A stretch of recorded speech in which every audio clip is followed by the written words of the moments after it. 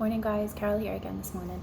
This morning I just wanted to talk to you about a couple of different aspects of motor skills which are really important for early learners. So motor skills are really an OT area, but there has actually been quite a lot of work done in the ABA field, and what we call these motor skills are the big six. There is a +6, so we'll go through maybe that list of 12 that are really important motor skills for an early learner to be mastering. What we look for when we talk about the big six is, can a child reach for an object? Can they point to different things? Can they actually reach out and touch? Can they grasp hold of something? Can they push it somewhere or place it in a specific location?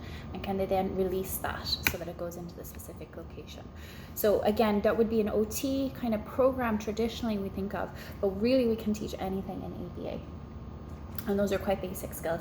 Now, some different programs teach those in different ways. I have seen programs whereby you get a card maybe and the learner has to point to that card and you're moving it all the time, okay, or a grasp and release. But really for me, we want to embed those targets in play as much as possible. And lucky enough, most early learner or preschool toys are developed with these tasks in mind, these specific 6 motor goals. So something like a shape sorter. Let's see how that works, okay? I'm reaching for the object. I don't know if you can see it there. I'm reaching, I can point to it, I can touch it, I can grasp it, I can place it, and I can release it. Well, release. So those big six can be incorporated into so many of your early preschool learner activities, and that's why it's important that our children learn to play those. That's kind of the big six. There is a +6 as well, and that's maybe a little bit different if I can get a different activity there. Those are twist. Can you twist something? Can you pull something? Can you push something? Can you tap something? Can you squeeze it? And can you shake it? Okay, and the idea would be with those 12 component skills that really you can do a variety of activities of daily life. For example, taking on and off a shirt or your socks or your shoes, your hat, brush your teeth, all those types of things, and that's involving the same motor movements. I really want to tie in together as well, number one, how you can use the big six in preschool learning toys or child's play, but number two as well, how important fluency is. So if we look at this one again, the shape sorter, and we look at the exact same shape, child can reach, grasp, place, and release. That's all within a couple of seconds space of time. What if you have a learner who's doing something like this?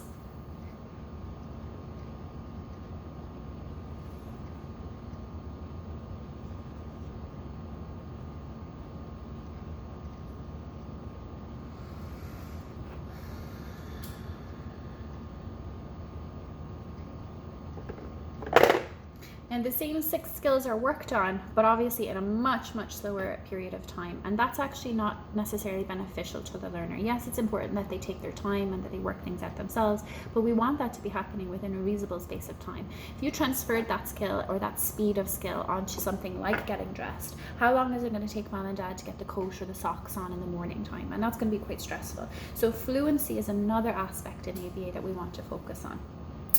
And how we teach fluency, I think it's an area we probably don't do very well on, because there's a lot of talk about the standard acceleration charts. Yes, percentage is not a great measure, but there are maybe some different ways that we can do it without getting as technical as the standard acceleration charts. So what I'm going to do is I'm going to take out all my shapes here, okay? I'm going to have a lot of different shapes out. We want to have more than enough shapes that the learner can actually do those within the space of time. We won't be able to finish it within the space of time. I'm also going to open my timer, okay? And I'm going to put the timer on for 5 seconds. Okay, ready? Let's see how many I can get in 5 seconds.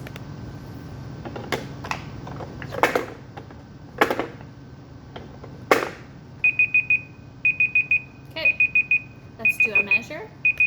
I got 3 in 5 seconds. So rather than going to something like a standard acceleration chart, 3 is my baseline, okay? On Monday, I'm getting 3 in, okay? In order for the child to access your reward or your reinforcement, they're going to have to meet or beat the number 3, okay? It's kind of nearly like a personal best, okay? So when we go to do this activity on Tuesday, let's do that again. So it's Tuesday, I have my timer set for 5 seconds. Let's see how many I can get in.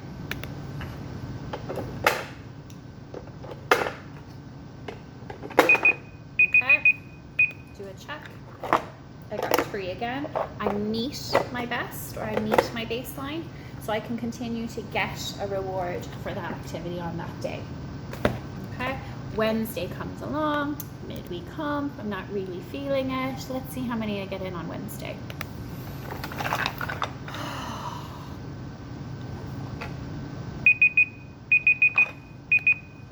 Okay, well I actually got none in that time, so that was a really quick 5 seconds.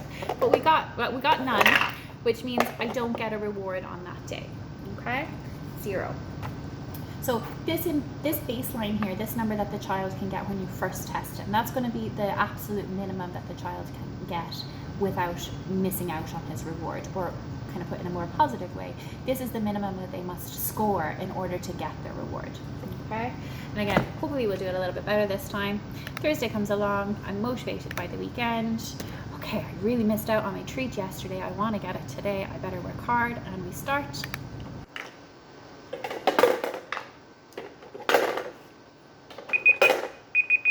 I'm not very good at getting faster, but we got 3 again, so I can have my reward. Okay, so that's fluency in a nutshell. What we're not doing there is, you know, for those learners that are that little bit slow, we're not going to something like a nag or like, oh, come on, do it, or even an escape extinction. Nope, come on, you're going to have to do it. Let's go, put those shapes in. Come on, put your shapes in. So we're not going to something like that. We're going with a much more positive, putting it onto the child. You can do this. It's totally up to you whether you get your reinforcement or not. Getting that baseline number. Okay, so a couple of different aspects there. One is looking at the big 6 plus 6 in ABA, and that's how we usually define or teach motor skills for children who need them taught explicitly. Number 2 is teaching the big 6 through child's play rather than actually, and embedding it into natural environment teaching rather than something like a card.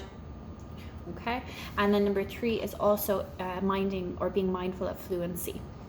Okay, and doing that through speeding and timing and teaching rather than something like a nag or an extinction procedure. No, come on, do those things, do those things.